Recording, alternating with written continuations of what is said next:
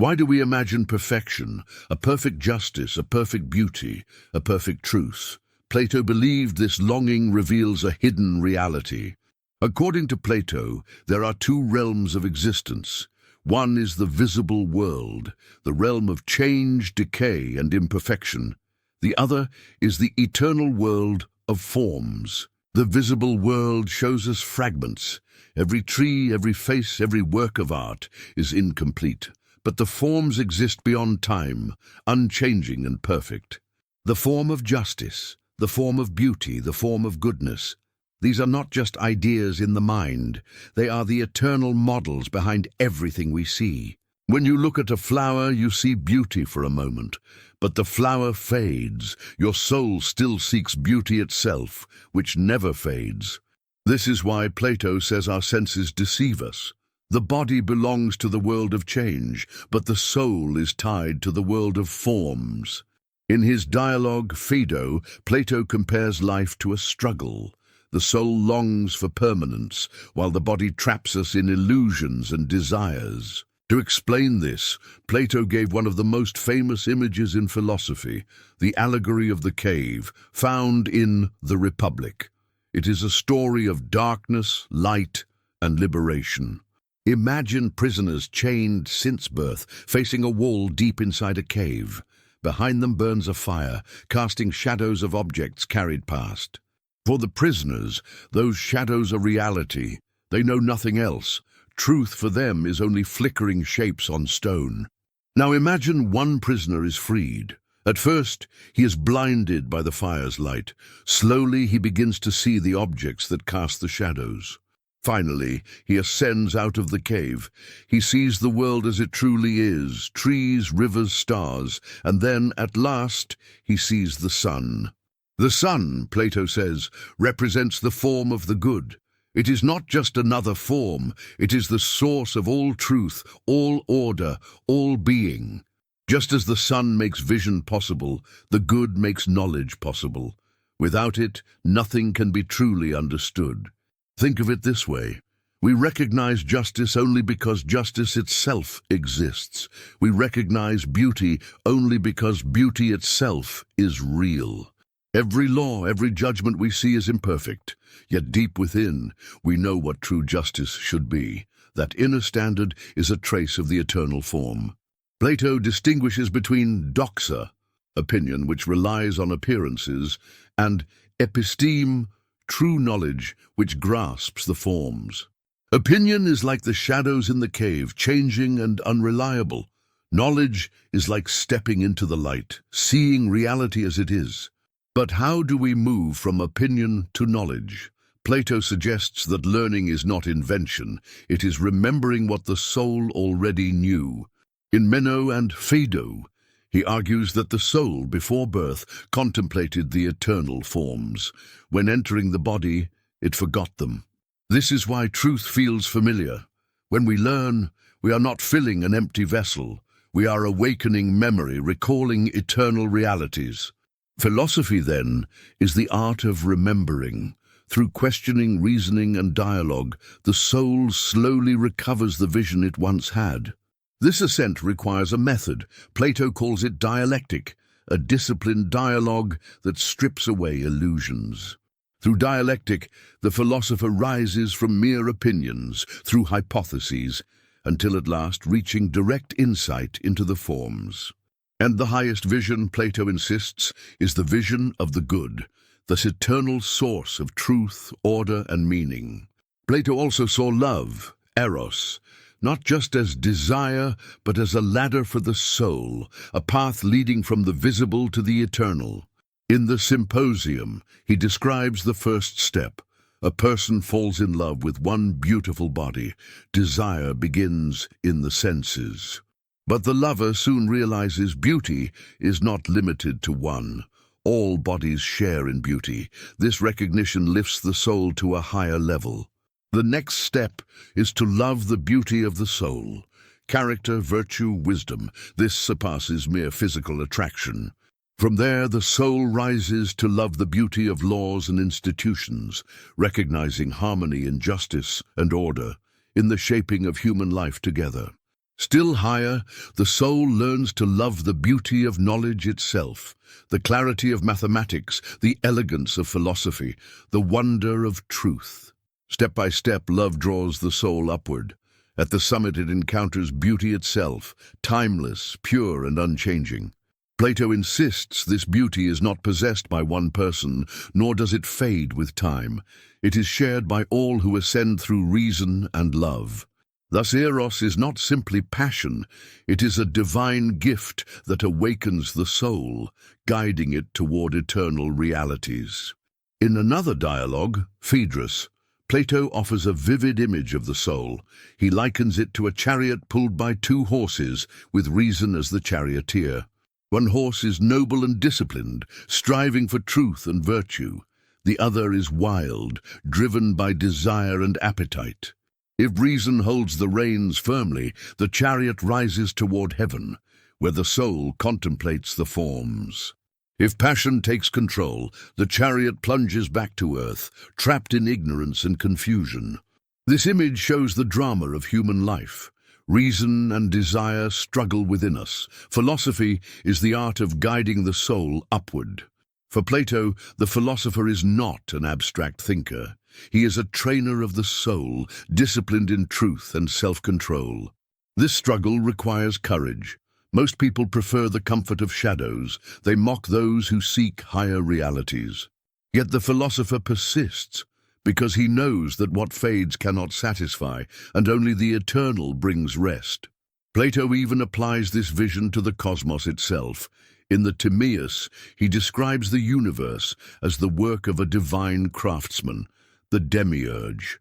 This demiurge does not create from nothing. He shapes chaotic matter according to the eternal forms, bringing order, proportion, and life. The stars, the seasons, the harmony of the world, all reflect these eternal patterns. The cosmos is rational because it imitates the forms. Here Plato shows us that nature is not random. It is not ultimate either, but it is meaningful because it reflects higher realities. This means philosophy is not idle speculation. It is training the soul to read the world rightly, to see in every detail a shadow of the eternal. For Plato, to study philosophy is to prepare for truth. It is to learn detachment from illusions and to begin the ascent to what never changes. This ascent is not easy. It requires discipline, dialogue, and love of wisdom, but the reward is vision of the real.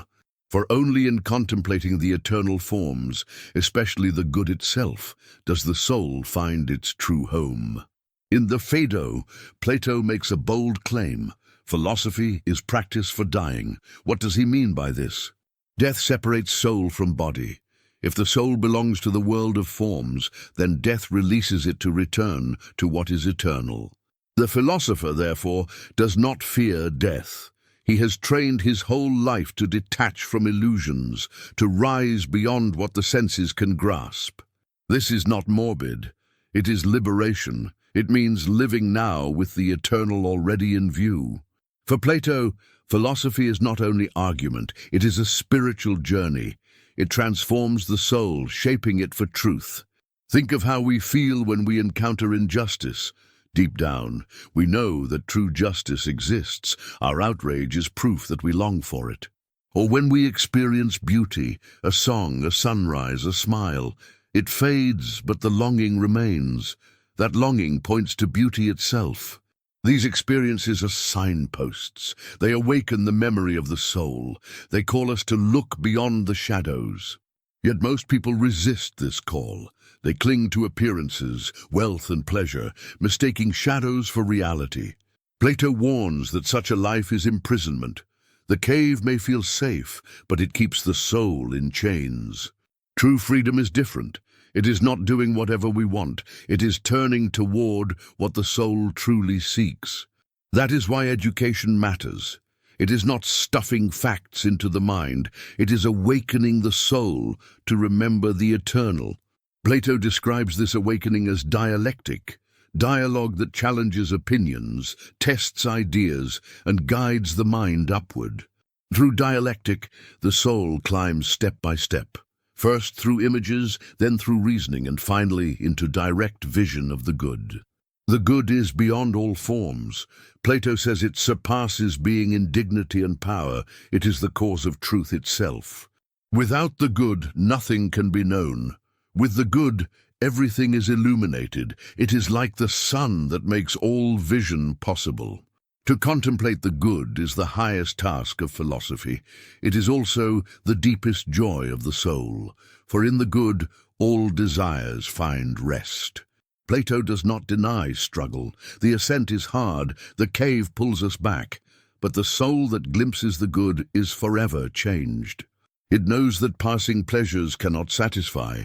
It knows that wealth, power, and fame are shadows compared to eternal reality.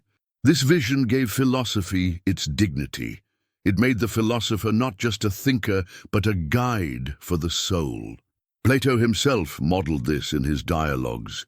He rarely gives final answers. Instead, he leads the reader into the search. The search itself transforms us. It turns opinion into knowledge, habit into contemplation, longing into vision. And this is why Plato still matters. His philosophy is not just history. It speaks to our own restless hearts. Every time we hunger for truth, every time we protest against injustice, every time we love beauty, we echo Plato's vision. For he shows us that these longings are not empty. They are signs of the soul's true home, the eternal world of forms. So what is the task of philosophy according to Plato? It is to guide the soul from the shadows of opinion into the light of eternal truth. This journey begins with wonder. When we question appearances and seek deeper meaning, the ascent toward the forms has already begun. But the ascent requires discipline. The charioteer of reason must guide the wild horse of desire so that passion serves truth rather than enslaving us. It also requires courage. The one who leaves the cave is mocked by those who stay. Philosophy demands strength to stand against the crowd. It requires love as well, for eros, the desire for beauty and goodness, is the soul's fuel for the climb. Step by step, through reason and love, the philosopher rises until he beholds the good, the source of all truth and meaning. And what happens then? Plato says the soul that has seen the good cannot live as before. It sees the world differently. It knows that beauty, justice, and truth in this life are reflections of something greater. Such a soul feels called to return to the cave, to help others escape illusion, even at the risk of rejection. This is the philosopher's mission, not to flee the world, but to bring light into it.